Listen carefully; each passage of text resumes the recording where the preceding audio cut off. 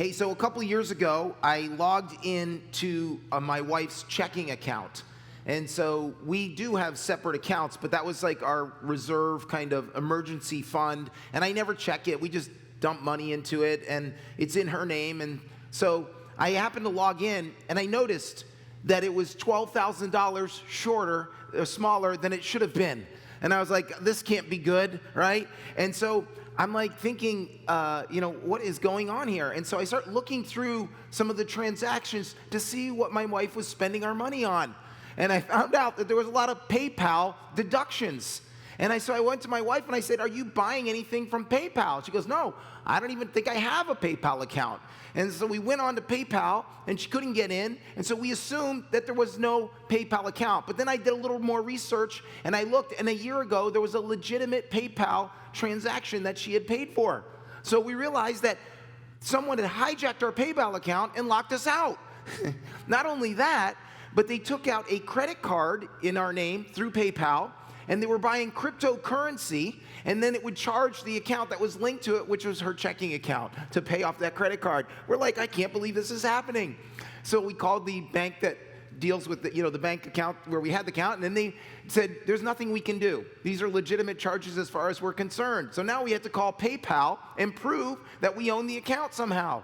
What had happened was somebody had hijacked her email. We didn't even know it. And they found the information for PayPal. And then they would change the information. And in the middle of the night, I don't know where they were doing this from, when the email would come, they would quickly erase it so that they were able to actually take the PayPal account. Well, it took us a few weeks to dispute every single charge. But eventually, we did get the money back. So that's the good news. Yes.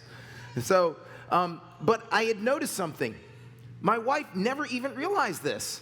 And I'm like, baby, this has been going on for 6 months. How many times do you actually check your account? She's like, oh, I never even look in there. I'm like, okay. And so the withdrawals had been taken out, and the signs were there. But we never even realized it. We didn't notice it. We had no clue that something was wrong. And this is a relationship series. If you joined us today, the first time, we've been in the middle of a series on relationships, and you might be saying, well, what does this have to do with relationships? Well, the thing is, if you don't keep up with things, you might be surprised at what you find. And the same thing, like my story, when it came to PayPal, can actually happen in a marriage. It probably doesn't surprise you. This probably doesn't surprise any of you, because you've seen it. A spouse comes home one day, right? And the other says to them, I don't love you anymore. You've heard the stories. I have people that I know this happened to them. In some cases, the spouse already kind of knew something was off, right? So it wasn't as big a surprise. But there's other cases where people were totally unaware. They hadn't suspected a single thing. How does this happen? How does something like that happen? How do you go from true love, wedding excitement, looking forward to spending the rest of your life with someone, to suddenly not being in a marriage at all anymore? I wonder, right? Affairs, listen, don't just happen. It's something that takes place over time. Slowly, gradually, you get to the point where you're drifting apart. And all couples experience these seasons of drifting. I bet everyone here could probably name some time, or maybe you're going through a little bit of it right now, right? We all feel like sometimes we're disconnecting a little bit from our spouse. And so two people can share a bedroom. They can share a living room. They can share a kitchen. They can share a den and a bathroom, but they still can feel like they're not connected somehow. And this can happen in any marriage. So the question today is, how do you keep the romance in your relationship? Now, we're in the series Love Story, and it's basically, we're looking at the book of Solomon, Song of Solomon, or sometimes called the Song of Songs, and it was written by King Solomon. And he basically is writing maybe about a relationship he actually had with a woman, or he's just kind of writing literature on the ideal of two people who come together in romance. But if you've been following along with this in the series, we've been watching this couple go together. There was this attraction. Then they started dating. Then they got married. They went on a honeymoon. And then they got in their first fight. Actually, last week we talked about how to fight right through this series. And so this week, though, we're going to learn a little bit more. By the way, if you've missed any of those messages, you can go to our website or just go to the YouTube channel, Google Faith Generation, and you'll find it there. But today, we're going to learn how to keep your marriage vibrant. Now, who knows what the law of entropy is, or the second law of thermodynamics? it says basically that things go from order to disorder, right? And the same is true for almost anything. If you leave it long enough, this thing's gonna collect dust, right? It's gonna start to fall apart a little bit. We got a little runner here. I love this. The natural state of anything is to wind down, and the same is true for our marriages. And so we're going to learn together what we can do to keep that from happening in our relationship. So we're going to start with chapter 7, verse 1. The beloved would be the man, or Solomon. And so the Shulamite is the woman. But the man says, "How beautiful are your feet in sandals, O prince's daughter." I mean, he must really love her because he's complimenting her feet. I tend to hide my feet, so I don't know. But he's saying how beautiful they are. "The curves of your thighs are like jewels. The work of your hands, a skillful workman. Your navel is a rounded goblet. It lacks no blended beverage." Leave it there for just a moment. You can go. So what he's doing is they've already been married. They've already had the honeymoon day. So he's like complimenting this body of hers, and basically, I don't think she has any clothes on, okay? So he's talking, wait a minute, stay back there for a minute. Go back one more, go back.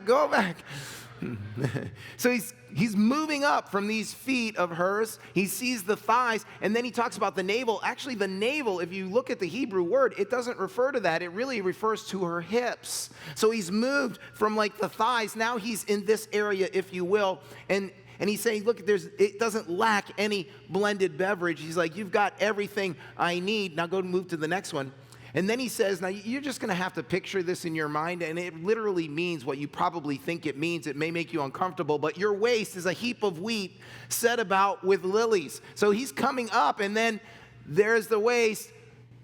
You guys get the rest. I'm not even going to try to explain that. Your two breasts are like two fawns, twins of a gazelle, all right? We did this the first week, I think it was, or second week, right? The two fawns, they are just beautiful. You want to hug them. You want to give them whatever. Anyway, your neck is like an ivory tower. Your eyes like the pools in Heshbon by the gate of Bath Rabbim. So he's like just complimenting her. She's even like stately and noble looking, like this beautiful stature that she has. Go ahead, move to the next slide now. Your nose is like the Tower of Lebanon, which looks toward Damascus. Now, I'm assuming it's just not like you have a big nose, okay? The Tower of Lebanon was something to behold. So your head crowns you like Mount Carmel, and the hair of your head is like purple. A king is held captive by your tresses. So here he is. This is the third time that Solomon is describing his beloved, the Shulamite woman, and how beautiful she is. And this time he starts with the feet, and he works his way up. The other times he started with the crown of her head, he worked his way down. And so if you were reading this, and you're like, is he really saying that? And you're thinking, if he is really saying that, this has my attention. I don't know if it had your attention. It kind of had my attention. Maybe feels a little bit like uncomfortable. But if he was saying this to her, I bet he has her attention, right? He's like, someone said, oh yeah, he's got her attention, all right. And this is the first thing that we need to know if we want to keep this relationship vibrant. And this is this. If you pull out your outlines and fill in the fill-ins, it'll help with the message. But work on communicating instead of just talking. Work on communicating instead of just talking. And someone here would say, that's not so hard. I mean, we talk every day. I know what my spouse likes. I know what she doesn't like, or he likes and he doesn't like, right? We discuss our schedules. We make plans for the weekend together. We agree on many different things. See? We're communicating, right? We might all say that. But if we were to interview each partner, we might find something a little different. Not long ago, there was a survey, and the survey found this. I put it up on the screen for you. The leading causes of divorce. The first one, number one, is communication problems. Like, we're all like, oh, yeah, no, we all understand each other. We get along. But why is it so high? In fact, 65% of the people noted that that was an issue in their relationship. The second was inability to resolve conflict. 43% of the people said, yeah, this is an issue in our marriage. And so you can only imagine, we think we're doing a great job of communicating, but maybe we're not really communicating as well as we think. This tells us that communication in marriage is not so easy. If we interviewed everyone on how much their partner heard and understood their feelings, right? If we were to go around and do this, the results may surprise you. Because sometimes I'm talking to my wife and she'll say something like that to me. I'm like, you're not understanding me. I don't think you really understand how I feel, right? She'll be able to say that to me. Because communication is not easy. We come from different backgrounds. We come from different perspectives, different places. I don't know if you know this, but my wife is Colombian. And I'm a gringo from Massachusetts. Like, we have just different backgrounds. Her first language was Spanish. Mine was English. In fact, one time we were in this heated argument. We're talking, and all of a sudden I just said to her, that's like the pot calling the kettle black. And she was like, what did you just call me? And I'm like, I didn't call you anything. It's an expression. It means that you're accusing me of of doing what you're doing, is what I said. And you might say, well, who would ever use a phrase like that? Me. And that's my point. All of us just communicate different, right? And so it's like, how do we understand each other? The dating process, right, for all of us started with intention to get to know the other person. And we enjoyed that. We were fascinated by them. We wanted to know more. Tell me what your favorite color is. Tell me what you like to eat. Tell me what you do for work, right? We want to know all those things. But somewhere along the line, that kind of stops. After marriage, getting to know your partner better kind of slows, and we kind of assume we know what they want or what they're thinking. And so communication can morph into letting your partner know what's going on in your world. And that's kind of what we do, right? We share our schedules together, or we discuss what's going on with the kids maybe, we're choosing dinner options, or we're planning vacations. And just because you're talking doesn't mean you're communicating on a level that's meaningful. In fact, many partners feel alone, unheard, or disconnected in a relationship. And so we may be communicating, but are we actually reaching that inner part, that intimate part of our spouse's life? If we were to go all the way back to Genesis chapter 2, God is creating man. He's created him, but he says it's not good to be alone. In fact, it's up here on the screen, or it's in your outline. But it says, and God said, it's not good that man should be alone. That was just him at that time. I will make him a helper comparable to him. And so the Lord caused a deep sleep to fall on Adam, and he slept. And he took one of his ribs and closed up the flesh in its place. And then the rib in which the Lord had taken from man, he made into woman. And he brought her to the man. And Adam said, this is now bone of my bone, flesh of my flesh. She shall be called woman, because she was taken out of man.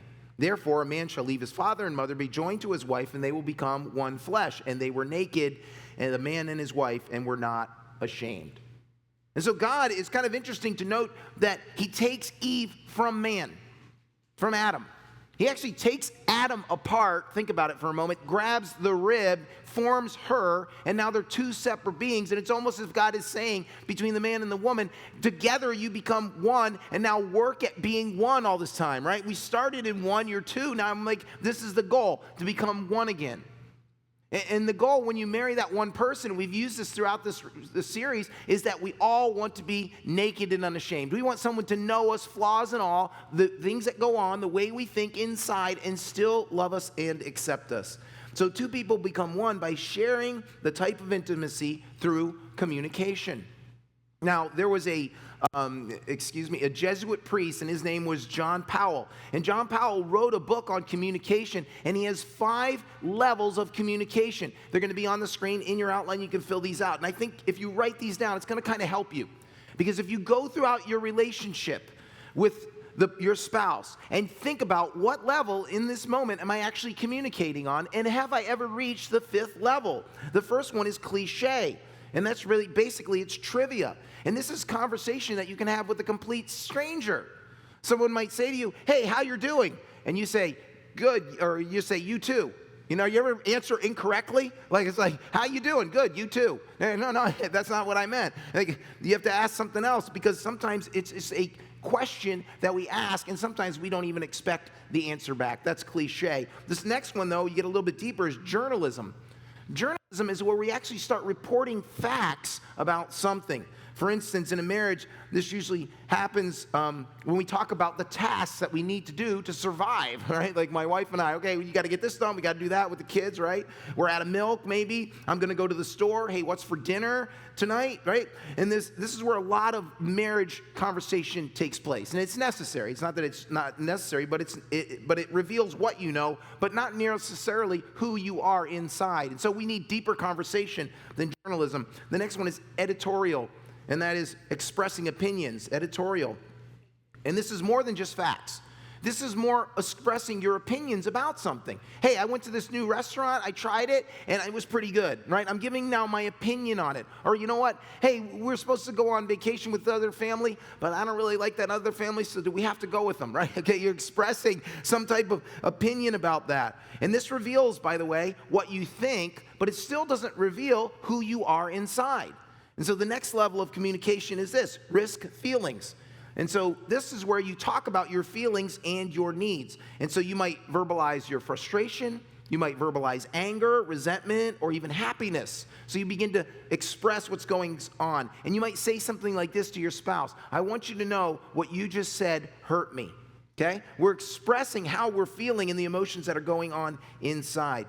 And so we convey our hopes, our fears, our disappointments, and things like that. And you're beginning at this point to reveal what's going on in your heart. But there's one that's even deeper. And this is so important for us to realize that we need to get to this level if we're to share intimacy with our partner, and that is emotional nakedness. Emotional nakedness. This is raw transparency. And this is where you find the freedom and the trust and the safety to get really gut honest with that partner of yours and to tell them what you're really thinking or feeling. You might say things like this: I need to know that I'm important to you and that you want me. And some of you husbands like, I've heard that before. My wife has said that to me. Or you might say to them, what can I do to make you feel more loved? And these are the parts where we're getting deep down, where we're connecting on an intimate level, because this was the design that God had for you and me from the beginning.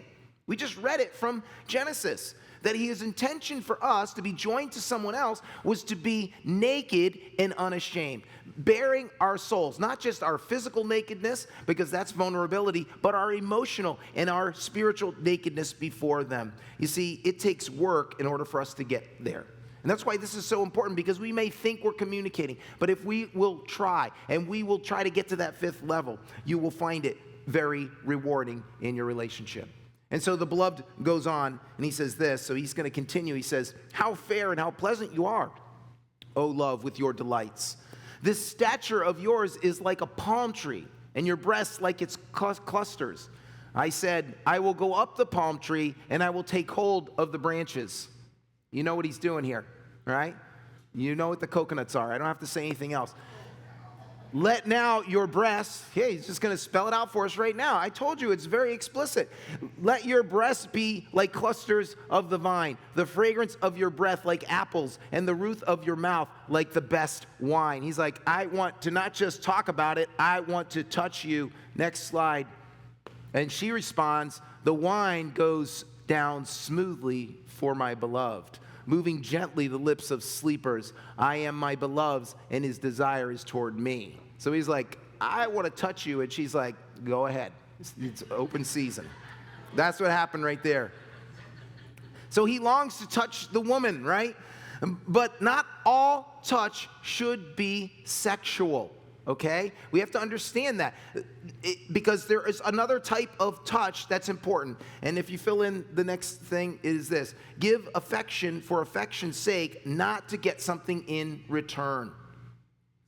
Now, you probably, men, have walked up to your wife, slapped her on the butt, right? And she's like, yeah, no, I'm not. You think that's going to work, right? Right? We touch her because we're trying to get her in the mood, and she's like, nope, that's not doing it. We spent a whole message on the importance of sex. By the way, if you missed it, I really think you should listen to that message, because sex is such a vital and important part of a relationship. But when it comes to physical touch, sexual touch is not enough. There needs to be more. You see, there needs to be physical affection for affection's sake alone. That means non-sexual touching. Husbands and wives, you need to grant this type of affection toward one another, toward your spouse. In the Bible, in the book of Romans, Paul's writing, he says, be kindly affectionate to one another with brotherly love, in honor, giving preference to one another, not lagging in diligence, fervent in spirit, serving the Lord, rejoicing in hope, patient in tribulation, continuing steadfast in prayer, distributing to the needs of the saints, given to hospitality. What's happening here? He's talking about the brotherly love that comes from sharing affection with other people. Now, of course, he's talking about how that draws the church together, but if the Bible instructs us to be this way toward others, how much more so do we need to be with our spouse? Right? Think about that for a minute. Now, holding hands was exciting when you were dating. I think every one of us were like, the first time I held her hand. You know why? Because we knew there was another step going to be coming along sooner or later, right? You're like, oh, I got to touch, I got to hold her. And we're thinking about where it's going to lead.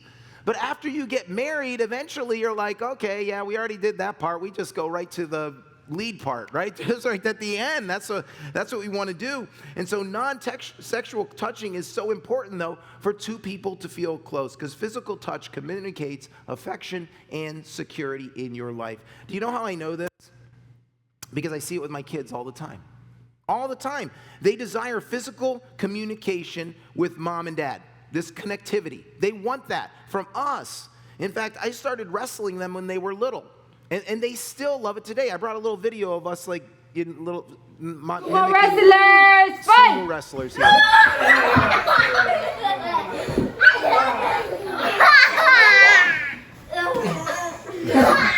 Get up, Shy Baby, get up. See how small Woody was there, right? This was a while ago. But you know what happened this week? 2 or 3 times they're like, Dad, come into the bedroom, and they hide, and then they come in there and they jump on me and attack me, and they just this giant wrestle fest. And my daughter is 13 years old. She's right in the middle of it, instigating. They love that connection physically with their parents. When a baby is first born, doctors recommend, if you had a baby, right, that you spend, skin-to-skin time with that baby. That means they don't have anything on, maybe a diaper. You don't have your shirt on, and they're just laying on you. And so that they're connecting with you in a physical way. When I go to the Home Depot with my son Woody, man, I love Woody because he's very affectionate. And Woody just grabs my arm. He'll grab my arm, pull it down around his neck like this, and he grabs me around the side. He's holding my arm like a scarf around his neck, and he's got me like this. And I can barely walk with him, but we walk all the way through Home Depot looking for stuff, And I love it, and he loves it. And think about this. My kids desperately need to feel me near them. They need that. But think about this. So does your spouse, right? They need to feel that non-sexual touch. And listen, I wouldn't recommend wrestling with your wife, okay? Well, maybe you can do that. My wife always says I'm a delicate flower. That's not going to happen. All right, fine. But when I go out with her, she wants me to put her arm around her. There's sometimes she just grabs me, put your arm around me. Oh yeah, okay, I'll do that. Like we're together, Touch is so much more powerful. Just holding someone's hand, touching their hair, a pat on the back. Maybe it's a massage, but sometimes it's different things. I just love sitting next to my kids, gain connection when we're just hanging out. Just like my side is against your side, or my arm is near your arm, or I'm holding your hand. Because there's something that happens through physical touch that we can't communicate really any way else. It's just like, I'm here for you. I love you. And I love you just for who you are. And it's so important for us. When my wife puts her arm around me, it makes me feel loved by her. My love language, by the way, if you've ever read the book, 5 Love Languages, write it down. It's great. I forgot Gary something. But my love language is physical touch. And when she touches me, it's just like, I'm like, just don't stop. That's what I'm thinking. Don't stop. I mean, she just has her arm on me, whatever it is. That's what I like. And it makes me think, oh man, she loves me. She's here. And I'm reassured of the relationship and that it's secure. So meaningful communication, you got to get to the deeper communication where we touch each other's hearts. And non-sexual touch. But there is one more thing. And let's see what happens here. So the Shulamite, this is the woman now, she's speaking. Come, my beloved, let us go forth to the field. Let us lodge in the villages. Let us get up early to the vineyards. Let us see if the vine has budded, whether the grape blossoms are open and the pomegranates are in bloom. So she's like, hey, we're in the village near where this garden is that we've had, and we're going to go together, and we're just going to check it out. We're going to spend some time together. We're just going to walk down there. And she says, there I will give you my love. Then the mandrakes give off a fragrance, and at our gates are pleasant fruits, all manner, new and old, which I have laid up for you, my beloved. Now mandrakes, they were shaped kind of like a man, but they also believed that they were good for fertility, and so they would take those sometimes. And it says, oh, that you were like my brother who nursed at my mother's breast. If I should find you outside, I would kiss you. I would not be despised. So that sounds like kissing cousins. That's not what she meant right there. In that culture, it was actually acceptable for you to show affection to family members, but actually not your spouse or your boyfriend or girlfriend. So you wouldn't see like two teenagers, making out, over on the bench in the park, and you wouldn't see a husband French kissing his wife somewhere. It's like that was kind of unacceptable, but it was acceptable between your brother or sister. Think about what she's saying. She's like, I want some non-sexual touch too. She's repeating it kind of in this section, and she's like, I just want to be close to you and affectionate with you. And so, go ahead, yeah. And I would lead you and bring you into the house of my mother, she who used to instruct me. I would cause you to drink of my spice wine, of the juice of my pomegranate. His left hand is under my head, and his right hand embraces me. He's kind of holding her like this, right? I charge you, O daughters of Jerusalem, do not stir nor awaken love until it pleases. So they go for a walk. They spend time alone together in the garden, and that's what she's dreaming about. Like, I just want to spend time with you. I just want to be alone with you. And this is the last thing that you might want to know today is this. Don't just spend time together. Spend personal time together. Because we spend a lot of time with our spouses. In fact, last summer, we went to Colombia. We were there for like 10 days. And when we got back, after spending 10 days together, my wife said, we never spend time together. I'm like, we just spent 10 days together. And she goes, yeah, but it wasn't alone time. We were with people the whole time. And she was right. You may say, we spend all day together home in our house, right? You're there together with your spouse. But have you spent time alone together? And by the way, you might be watching TV from the couch. My wife does not consider watching a movie or watching TV time spent together. She doesn't. She's like, that doesn't count. I'm like, well, why not? We were sitting together. We weren't holding hands. No, because you know what? It was two people facing this way, right? We're both looking this way. And spend personal time together is looking this way, face to face. And so instead of watching a movie where you're not doing anything, maybe it's playing a game where you're face to face and you're talking together. Or maybe it's something else like reading a book together, or going for a walk, or eating dinner together alone without the kids there. And so facing face to face is so important when it comes to actually spending personal time with the other person or your mate. And some seasons can be hard on a marriage. I got to be honest, we're going through those seasons right now. Because my kids have extracurricular activities almost every single day of the week, and finding time just to be alone with my spouse is not easy. And so we have to work at it. And same thing can happen to you. Maybe you started a new business and you're doing it in the overtime to make sure it works, or it's a new job that you're working at, or maybe there's some kind of hobby that you're doing, or maybe your schedules are mixed. They have the night shift, you have the day shift, and you're like crossing like two ships in the night, you're just not spending the time together. And even in this, we have to fight for it to happen. I had a very close relative of mine, and he has 2 kids, and one day he announced, hey, my wife and I were getting a divorce. And I said, what happened? He says, well, we were just so busy that eventually we just kind of drifted apart and we didn't know each other anymore. And they're both great people. I'm like, how could this have happened? It's just because they both got busy. They let life take over instead of fighting for the time and spending that personal time together. You see, personal time happened when you were dating because of the sheer desire of you wanting to be together. But over time, again, that just kind of dissipates. Paul, writing to the Philippians, he says this, I pray that your love will overflow more and more, and that you will keep on growing in knowledge and understanding. For I want you to understand what really matters, so that you may live pure and blameless lives until the day of Christ's return. He's speaking, obviously, of Christ. He's speaking of the fact that what the priorities are in our life would be God, but he's also saying, what is the most important? What is it that really matters? And what really matters in our marriage is sometimes not what we think it is. Sometimes we're thinking, well, how are we going to pay the bills? Or how are we going to go on vacation? Or how are we going to do X, Y, or Z? And we work harder, we do more in certain areas, but sometimes we're not focusing on the things that matter most. And then what would happen sometimes is that if we don't fight for that personal time, that we find ourselves drifting from the person that we wanted to spend the rest of our life with. When I first moved to Florida, it was back in '96 actually, and no one came to visit me for like 6 years. And I'm like, it's Florida, people. I'm in the South. Like, come, it's winter up there.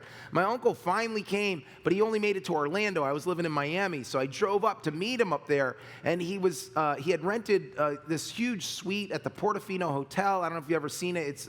It's modeled after Portofino, Italy. And it's on like the little river that they have right there. It's part of Universal Studios. And they, at the time, I think it was part of Hard Rock. I don't even know how that all works out. But anyway, they had their own concierge. They had this cool thing. You just go down to the little dock, get on the little boat, took you right to Universal Studios. When we got there, he had splurged. He got the fast passes. We were getting the front of line of everything. We were having a blast. It was just him, my aunt, and I went up for like one day just to spend a little of the time that they were there together. And then he took us out to this really expensive dinner.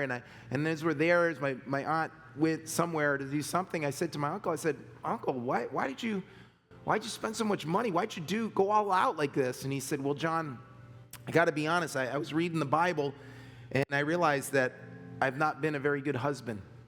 And so I'm trying to change that. You know, some days we just need a wake-up call. There's so many times I go through my week, and then at the end of the week, you look up and I go, how much time did I spend with my wife? You know, did I hug her? Did we talk meaningfully? Did we spend just personal time together? Because if you let light take over, it's going to take over. It will take over everything in your life. You have to fight for almost everything. And sometimes we need a little bit of a wake-up call. Because nobody wants to come home and have their spouse say to them, I just don't know you anymore. Or to say to them, I've fallen out of love with you. None of us want that. And yet we've heard the stories. We've seen it in the families and friends that we know. And if we don't want that to happen to us, then what we need to do is fight for those marriages. Listen, if you're willing to fight for the personal time, and if you'll have non-sexual physical touch, and have sexual touch too, by the way, listen to that message, right? And be willing to risk vulnerability, then you can have the marriage that God has always designed for you, and the one that you have been looking forward to. Let's pray. God, I just want to say thank you that in your word, you show us everything that we need. It's not always easy to find, God, but in the moments that we do need it, that's when you reveal it to us. Maybe this message for some of us, I know for me, even as studying this, because it's a daily battle, that, Lord, I needed a wake-up call to love my spouse, the one you gave to me, the gift, the precious gift, Lord, that my partner in this life. Lord, that I would be reminded regularly to spend time, to talk so we can get to that deeper level, to be naked and unashamed. And Lord, to just spend time with them. God, I pray for the person here. Maybe they've been struggling in their relationship, and maybe they've gotten to a point where they feel like they don't know the other partner, and maybe they don't even have good feelings toward them. Lord, I believe that you can do a miracle. I believe that if we're willing to do our part, Lord, you can transform that marriage today. And so for the person out here today, or the people out here today that are feeling that way, God, give them the courage, Lord, to take the steps and do what they heard in this message today. And just to start to do it, regardless of the response from their spouse, but just to do it and to trust you, God. And if we do our part, God, I believe you're going to be faithful to do your part. I've seen you restore marriages that were broken. I've seen you restore marriages that were totally apart, where people had gotten divorced and you brought them back together. Lord, you can do that in any life. Lord, you're the God of second chances. You're the God of resurrections. So God, can you do that in the lives of us today? Father, we're looking forward to the marriage that we've always desired to have. And God, we're looking forward for that marriage to be an example to all the people that we know, and the people in this church, and the people in our community, and the people in our families, so that, God, we might lead them to know your Son, Jesus, in a very deep way. God, thank you so much. Thank you so much, Lord, for showing us how to do it. Thank you, God. Thank you, Lord. In Jesus' name we pray. Amen. Amen.